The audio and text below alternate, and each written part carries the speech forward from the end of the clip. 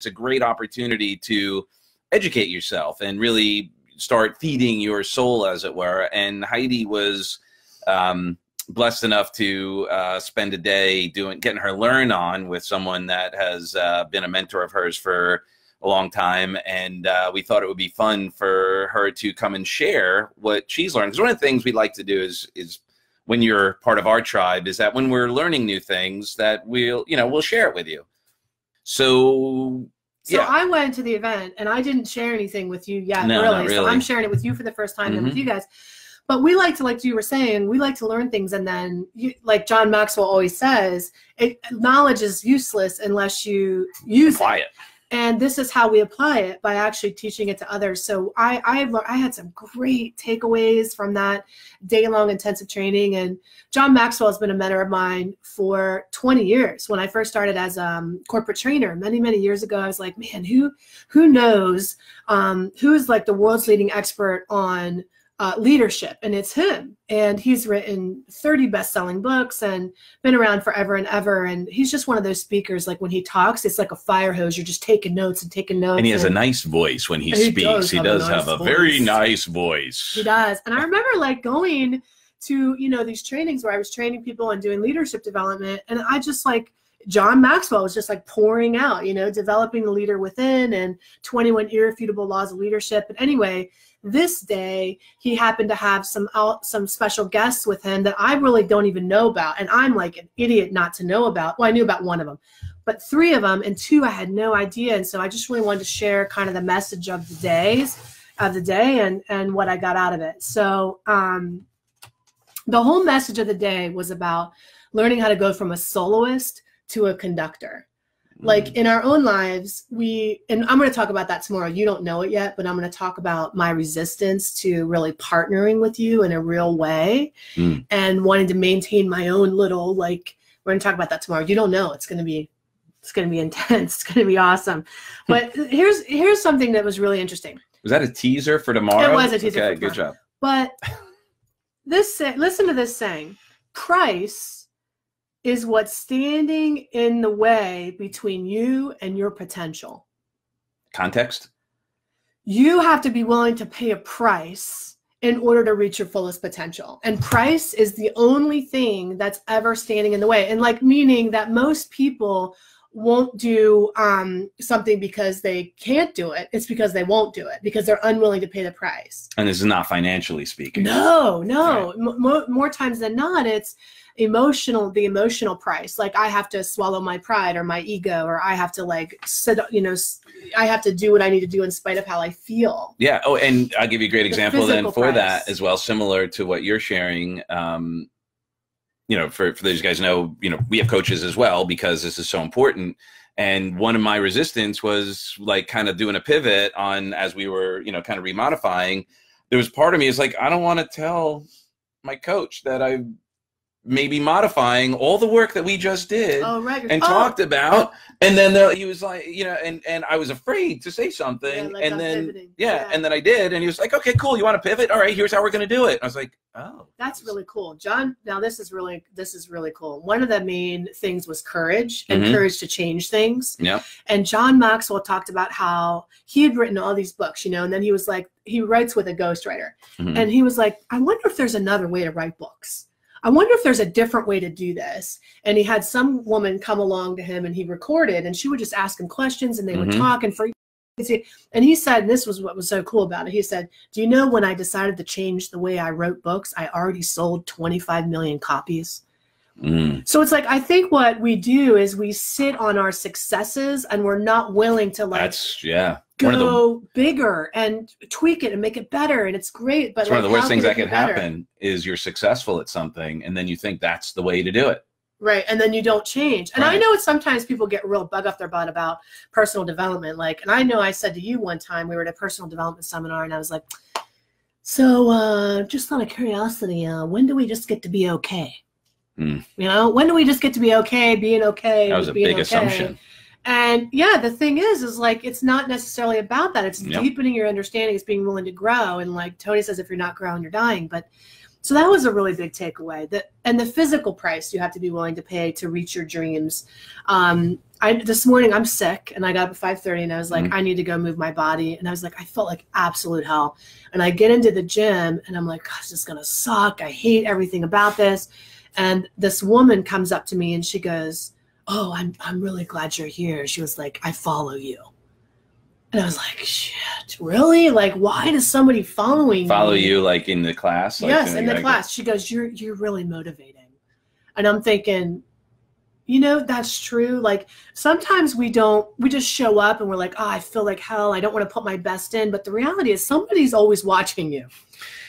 And it's our daughter mostly who's watching. Well, it's funny. Today we were playing racquetball, and you came by. You know, Al and I were outside talking, just taking a break. Yeah. And he's like, "Is that your wife?"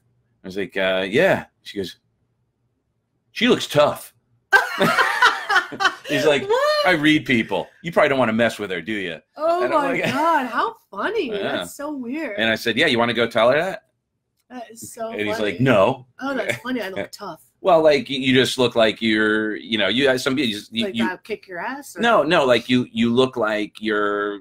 You know, men when I was dating used to call that intimidating. Yes, I could see that. And I was intimidating. But that you're like a no mess with kind of person. Like, you know, you can see that some people, they just look kind of away. They're like, oh, okay, cool. And then other people like, oh, all right, this is going to be an interesting, you know, and thing. You know what that is too? That part of that is just, I'm like a really intense person, and I'm always in thought in my head, and I'm walking, and I look like I'm on a mission, but I'm not. I'm just thinking. Well, and then I asked if you're like, yeah, F you, I'm going to the bathroom. And that helped too. Sure. So I want to talk about some of the guests that were there, and if you guys want to chime in, that would be really cool. Listen, and also, share this if you want other people to learn some of the tips that we're giving away. There's going to be some really cool stuff here. I mean, the thing is like what John would teach something, and then he would go, all right, you have 30 seconds, share what you've learned. The reason I'm sharing this is because I want to assimilate it into my belief system. I want to assimilate this into my psychology. And for you, if you'll be willing to do the same thing, when you hear something that you really learned, just jot it down. Just like put in the comments like, oh yeah, what's standing in the way between you and the potential is the price you're unwilling to pay. And if you don't do it, that would be, are you afraid the price you'd be paying to say, oh, that made sense to me? Because if you do that, you're helping someone else to go, oh, I didn't even think of that. I mean, there are so many notes. You know, when I think about notes, anyway, this book is a book I've carried around since I was in my my early career. You really can't see it, but it's got tabs, and it's got like all these great things I've learned. And I have like 50 of these just laying around. I have a stack too. And mine doesn't have tabs. The first time I met John Maxwell in person was you can't see it. It was in 2011, and this is like a chapter out of his book, and he signed, and he said to Heidi, keep growing, in 2011. I thought that was so cool. Oh, I lost a tab. It's okay. Because I've assimilated the knowledge now, right? Mm-hmm. So let's talk a little bit about some of the guests that were on there and what I took away from them. So the first one was Ed Bastian, the CEO of, you know who he is, the CEO of Delta. Oh, right. Yeah. Okay. He is like, wow, what a powerful guy. First of all, Delta was in the toilet. Okay. Like, and we should hashtag Delta because we fly Delta all the time. That's like our and everybody has an airplane story, but his thing was like, look, it's going to suck. We can't control the weather. We can't control, the price of gas. So anyway, Delta was in the toilet, and he was like, when gas goes up $1, it goes up. It costs them $100 million a year, which is like psychotic, right? So it's like we can't control these things, but what can we control? We can control the smile on our face whenever you're having that crappy experience. And Delta, we have so many good experiences. Say hi to your friends. Hi. We're making a video for everybody about what Mommy learned when she went to that seminar on Friday. What seminar? What seminar? Remember when I was going all day on Friday and I went to the training? Yeah, okay. So I'm sharing what I learned. So anyway, his biggest thing was when they were in the toilet, they had to like cut everybody's salary. Like the pilots took the biggest cut. They cut their salary by 50%. And what he did was he had... I can't even see what you're doing. What's the matter, honey? You can't see them, but they can see you. Yeah. Okay? So if you say hello, If you say hello, they can see you, but you can't see them. So say hi, and I bet you they'll send you some hearts or something. If you say hi, and you say, will you show me a heart and let me know you're here? Will you say that? Can you show me a heart so I could be there? So you could be there? Okay, so watch and hear little hearts come up sometimes when people send them to you. So we'll look out for those, okay? So anyway, he brought in all these employees. He had like with the behind the red velvet rope experience where, 200 employees at a time. They had 50,000 employees at that time. I talk to them too. No, there go your hearts. Oh, look at all your hearts. Wowzers. What's for you? Is that cool? Why they're giving me hearts? Because they love you, honey. Oh, you say thank you. Thank you. Yeah, be grateful. Can you give me a lot of love, please? Yeah. Can you give you what? A lot of love. A lot of love? Yeah, they're giving you a lot see of all love. those? Anyway, they brought in a bunch of people, 200 at a time, these employees, and he just ran all these meetings himself, So I thought that was really cool because one of the main things is like being accessible and not kind of standing up in leadership like behind the Iron Curtain, like the Wizard of Oz, like it's the little man in their pants, parachute. They feel like they're not in the trenches with them. Yeah, like I'm in this with you. I'm in it to win it. And I thought that was super, super cool. A super cool message. Okay, why don't you go? You want to go play with your iPad so we can talk? Do you want to do your video? You want to do your iPad for a little bit so we can do this, and then we'll come back and do more videos together, and you can do your special videos. Yeah, good idea. Or do you just want to? You can hang right there if you want. Okay, so. Mom, what if I can do my computer and? Yeah, sure. Go get it. I don't know where it is. Can you help her find her laptop? So the second thing was thanks for the love, guys. Her computer or her iPad, that little computer that I got her. The other person that came along was Trent Alexander, and you guys probably know him from Rehab Time. He has like 2 million followers. I don't know where I've been, but I'm like, I have no idea who this guy was, but boy, did I find out in short order. He is amazing, this guy. And what I learned from him when he spoke was like, he played in the NFL, and I guess for whatever reason, he got cut from the NFL.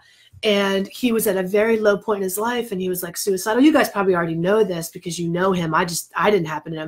But he talked about how, he had to be willing to give up his dream, which was playing in the NFL, for God's vision, which was him speaking and impacting more people. And I think that's so cool. I think that you and I have a habit of getting attached to the way we think things are supposed to go, or the job we're supposed to be in, or we have an idea of how things are supposed to go down. But if we're willing and be brave enough and courageous enough to let go of that dream that we have, it's not necessarily working out for us to go grab a hold of God's vision, which 9 times out of 10 is much, much bigger than you and I could ever possibly imagine. I don't know what you're talking about. Yeah. I want my toy computer in the screen. Okay. All right. I was just talking about Trent and how he gave up his NFL. Oh, right. The vision and the dream. And you can relate to that with giving up your music. The idea of giving up. And sometimes it's not giving up. As an example, I was in music for my first career was in music, worked on multiple Grammy-winning records, and I originally wanted to be an artist, and that was what I thought I was going to be doing. And we did great records, and this was amazing. And then when it got to the peak of my career was during Napster. So also that was when everything changed. Music changed in so many ways. The way we made music, actually music, the entertainment industry was one of the first industries to be disrupted by technology because the studios were closing because you didn't need these big studios. You could make the, Pro Tools and do everything on a computer, and you didn't need the big tape machines and all of that. So it really had a huge impact. So I had to essentially reinvent myself and find ways to still be myself and be congruent. And now the way I say it is that I help people make music of their lives rather than just make great music, because that was what I did. Was I helped an artist get the best out of them musically, and then helped bands monetize and build their business. I was, one of the first people using, MySpace and Reverb Nation and all of that technology to help build a business and be a band, successful band without a label, because labels weren't signing people anymore. So yeah, what Trent shared was he wanted to do NFL, and he didn't know that necessarily it wasn't even on his radar to be a speaker. Yeah, right. but what he said was so cool. The first time that he actually spoke, he was like, I was born for this. Right. I was meant to do this. And I think that is so cool. I remember when I was working for a company called LA Weight Loss back in the day. It was like my very first sales job. That's the company that I climbed the corporate ladder in. And they were a great company and all women, and it was just so cool. And that's how I really got my chops in business. But I remember when a woman, I remember her name, I don't want to mention her name because she's on here, but she walked in and did this training. And I thought to myself, this is a gig? Like, people do this for a living? I had no idea corporate trainers existed. I had no idea you could get up and teach for a living if you weren't a teacher or a college professor. So I felt when I went to Tony Robbins' seminar. You saw Tony, you were like, that's what I'm going to do. Oh my gosh, it's like a rock show. Yeah. Yeah.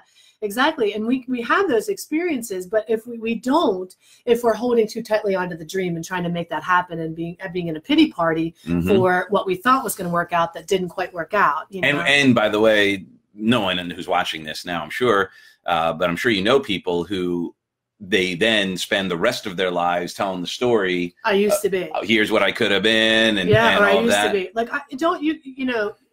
Like the Napoleon Dynamite, Uncle Ricky. Well, no, that's exactly right. Like, you cannot live in your failures or your successes. Right. Like, you have to move on. Like, I remember, like, Uncle Ricky, this guy at the skating rink one time, because I love to go roller skating. You never take me. Why didn't you take me? I did. We went once. That was like 4 years ago. That was longer than that. Okay, you're not helping yourself. We need to go. Plan a day night. Let's go roller skating. Okay. But anyway, there was this guy at the roller skating rink, and he was like, he had like a fanny pack, and like his pants were bringing back the term trouser snake. It was really inappropriate. And he had like a mullet, and he was like skating backwards to like Def Leppard with like a Def Leppard t-shirt. And I was thinking, now there's a guy who's living in the glory days. He's a touchdown away from cracking open a six-pack. In high school. Like, it just was. But and I used to do that too. Like, when I was transitioning into coaching, it's like, and coming into work in a different capacity, it's like, I want to talk about all the awards I won and all the, companies I turned around and all this kind of stuff. But hey, yesterday ended last night. You cannot rest on your successes. Which is probably why I don't talk about but it is helpful. Only if it only has a value. I'll only share it if it's relevant and it's going to have a teach in it. Yeah. And it's not about bragging. We're never going to be the type of people that are going to show you a car.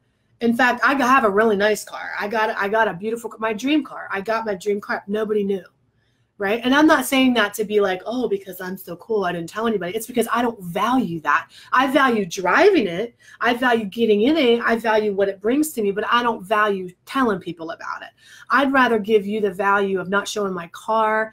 Like, I don't find that inspirational. I find that obnoxious in many respects. I'd rather give somebody tremendous value in sharing something with you from my heart that's going to helpfully change you than showing you something that could go away next week. I mean, money comes and things are fleeting, but your character and who you are will last a lifetime. And that's really kind of that message. So you're always a character? Is that what you're saying? Yeah. I've had people criticize me and tell me I'm like a caricature. I'm like a parody of myself. I've had people actually say that to me, people close to me in my life. And that was another point that Trent made, that he was like, look, the people sometimes are going to chop you down are like your family, like the people closest to you. So that was really good. So it was about, with the CEO of Delta, it was about transparency and flexibility. Yeah, which is huge, because that is a see what's going on with you. Killer of organizations are when the leadership are like keeping everything a secret. It's a killer for us in our business. If you're a coach, if you have a business, and a lot of people that we work with do have businesses, it's going to kill you not to be transparent. That's transparent. That's like reality of what goes on. Let me go give her the iPad and bribe her with like a treat if she'll watch the freaking iPad for 20 minutes so that we can get this video. That's the reality, but that's transparency. We're not the type of people that just want to show you one thing, right? Like, oh, let's do the most polished version of it. And a lot of people are waiting for that.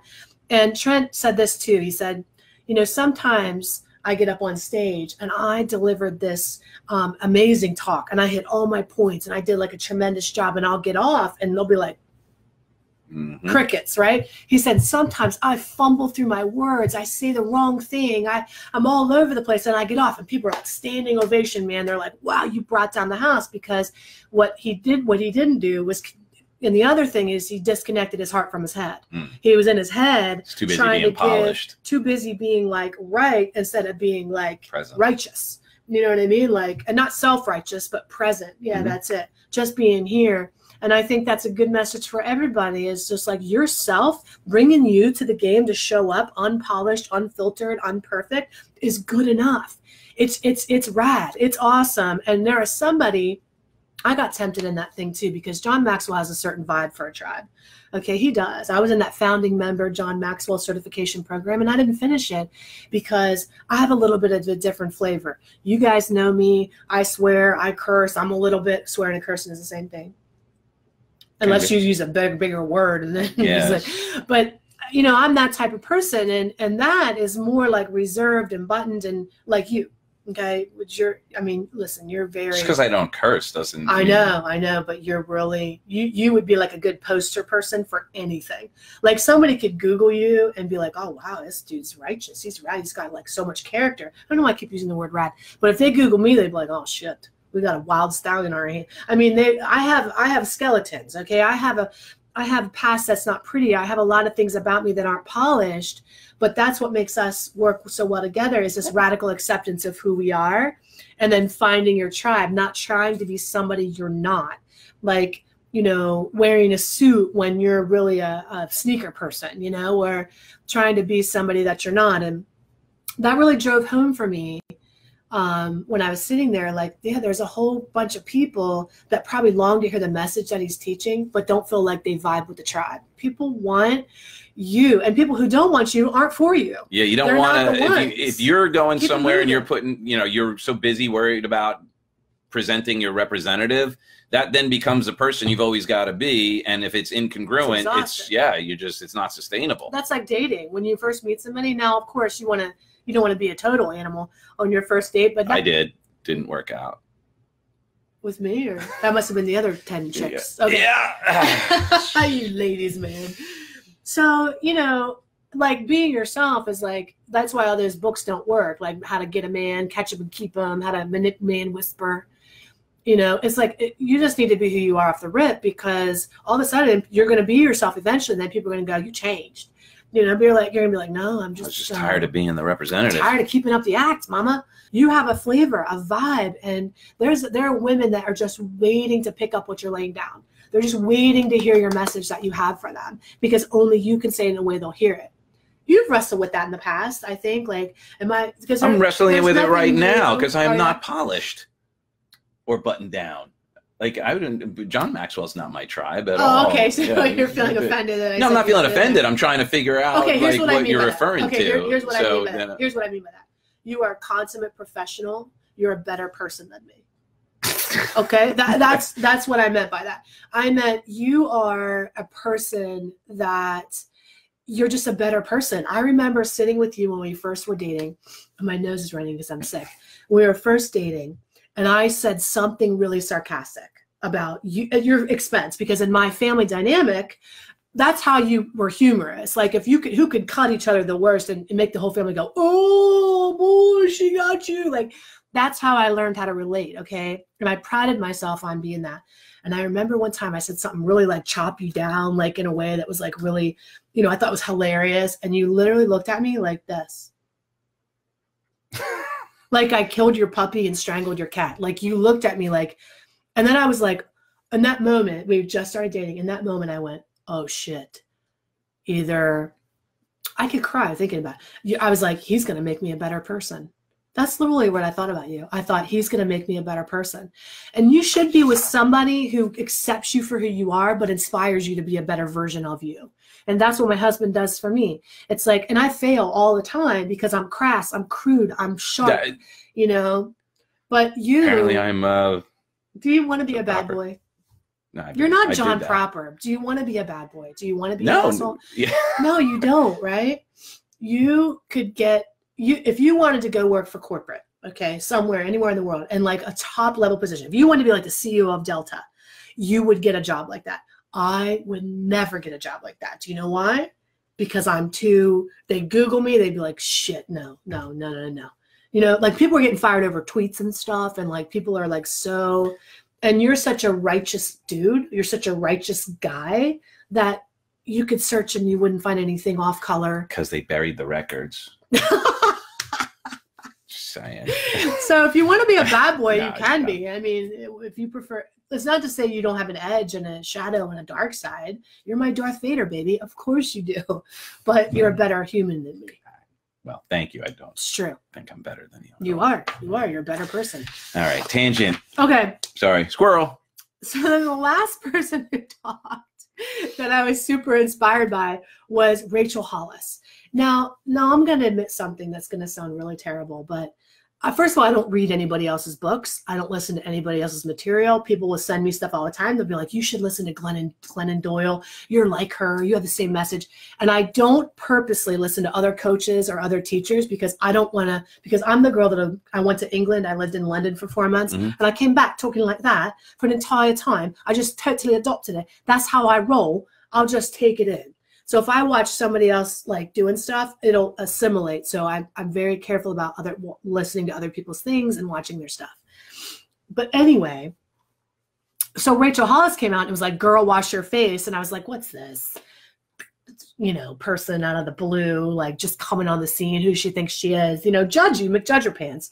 Jealousy got in, right? Because I'm like, man, she's got it. What is up with this? But when she talked, I was like, she opened her mouth and I can go in judging, but when somebody opens their mouth and they're smart or brilliant, I instantly gain respect. I go skeptical, but I'm easily won over with somebody's intellectual prowess, right? So she brought down the friggin' house. I was like, whoa, who is this woman? I was like, my mind was blown. And then she shared how she didn't come out over the woodwork overnight. This is her 6th book. Girl, Wash Your Face is her 6th book. And then she put it, nobody cared about the first 5. You know, nobody cared about the first 5. And that she started speaking at like old folks' homes. And I love that about her. It's like, it made me challenge my assumptions. We speak in Florida. We speak at old folks' homes all the time. You know what I did think so? But think about her getting her chops done, right? Speaking at old folks home. And Trent talked about this too when he talked to kids. And he was like, if you want to sharpen your axe, talk to kids because they don't put up with anything. If they're bored, they'll be like, I'm bored. You know, they don't care to try to impress you. If you want to get your speaking chops on lock, go speak at a treatment center for 7 years with drug and alcohol addicts that are just out of detox who were like, yeah, give me something with the finger. See how I just did that? Yeah. This is why I'll never be the CEO of Delta. You see, this is why. Because this is that's why I can't go be at work at Chick-fil-A. That's why, like in a corporate job, because I'm this girl. Oh God. I got nothing. I know. I can do it too. That just happened. Good. Now we're both locked in. Now we can never do it. Okay. So it was just so cool. You know, one of the main messages with her was like just consistency, overcoming yourself. Yeah. Like here we are. I'm sick. Our daughter's asking us to wipe her butt. You know, we're here, but we're consistent because we care more about delivering value and being here and living in our purpose than we do about having to be polished. You know. Purpose precedes polished any day of the week. Yeah. And that's so true. If you guys look at anyone who's been successful, if you go back and read their stories or find out, I mean, there's tons of those videos of like, you know, how many times Michael Jordan got, you know, how he got cut from his team. Oh, can I tell you that? Rachel Hollis said, she goes, you know how Michael Jordan got cuts from his team? And they were like, yeah, keep going. Maybe she goes, he got cut because he sucked. He wasn't good enough to play on that team. So what did he do? He practiced. He practiced. And that's why I can watch videos of me from 7 years ago and like be like, oh my God, holy shit. Like what? Ew. And I hate them and I'm tempted to delete them, but I'm like, no, I'm not going to do that because I should be improving. I should be getting better at my craft. I should be developing more skills. I think people want to come out and they want to be perfect and have it all together. That's the challenge. And that's the what all of us have is, especially when we model someone, we find someone who makes it look so easy, who's so graceful and elegant. Doing it forever. Yeah, they better be. They better be good. And it's okay to go, oh, I'm not as together. I'm not as articulate. Right. The only reason why they are is because they've been doing it. You know, like it's so funny when, you know, people come off and say how, you know, with humility, how great Heidi and I, when we speak, and it's like, well, we've been doing it. I got 20,000 hours. If we haven't gotten good at presenting and being in front of people and all of that, we should really find something else to do. Because by now, but also because of the nature of where we did it. I think teaching that treatment center was the biggest gift of all, because you're in front of a hostile audience. You need to learn the mechanics of sharpening your axe, of how to relate to people, it was crazy. Yeah. And so you bring that up. I had the, you know, 10,000 hours with Tony before that, but then I did mad science with kids. I actually did. I did after school programs for children doing mad science. So I had to engage with 5-year-olds, 6-year-olds and keep their attention for 2 hours. And then I actually, to make extra money, did parties. Did birthday parties. And I remember you told a story about an old high school mate that saw you, and you were thinking, I'm embarrassed in this moment. It was tough because if somebody went to high school because here you were, this town, guy in music that was like winning Grammys, and now you're at a kid's birthday party, like doing whatever. Yeah. And that's the thing. Awkward. Like, you have to have humility. You have to be willing to do the things. Like, you can't start at the freaking top, you know, even when you're reinventing yourself. If you were at the top and now you're coming in a brand new thing, it's like you know, Christmas Vacation. I'm holding out for management. Yeah. It's been out of work for 15 years. Uncle Eddie. Uncle Eddie said he's holding out for management. Yeah, Randy Quaid's character. Here's the main tips. Accessibility. You have to be willing to be accessible, right? Flexibility. I always talk about being like the willow tree, being rooted in what you believe in, but very flexible in your approach. Tony talks about that too. That's NLP. It is NLP. Vulnerability, being willing to like show the stuff, right? Like this is the reality of how it is. Talk about the reality. Even us just talking about when your feelings got hurt a little bit ago about me telling you you're a nice person. They weren't. I know they weren't. They were trying to figure it out. But that's the vulnerability. That's the being willing to be like, oh, let's back up. Let's slow down. Let me, you know, that kind of thing.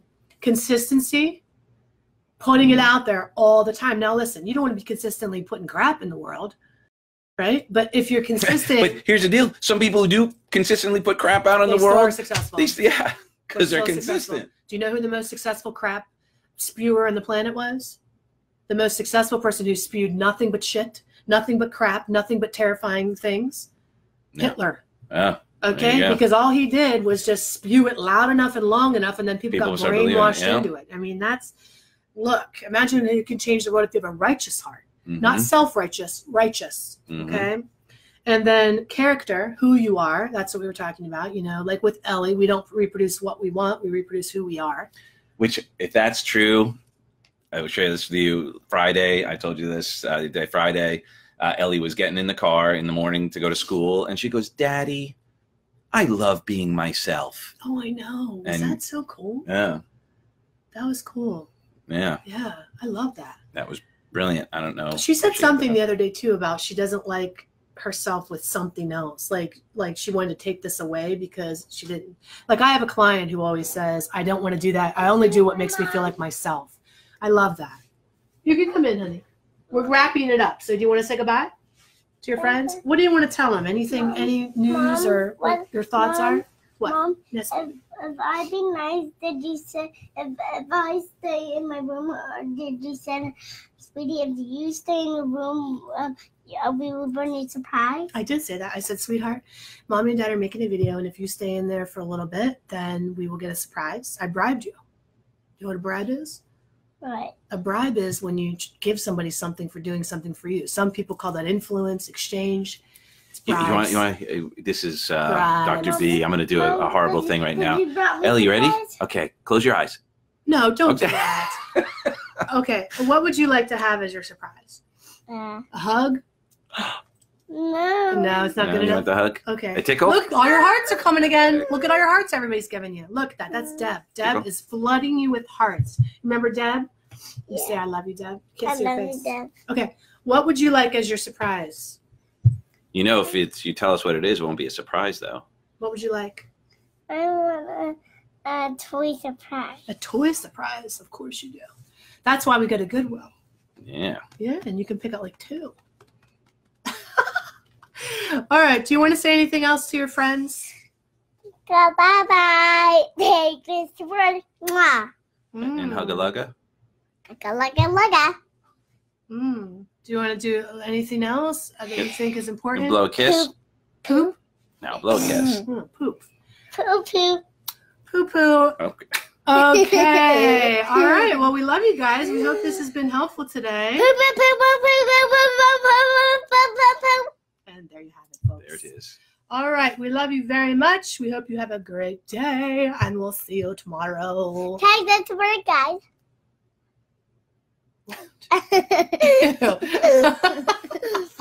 Guys, take this to work. Take this to work.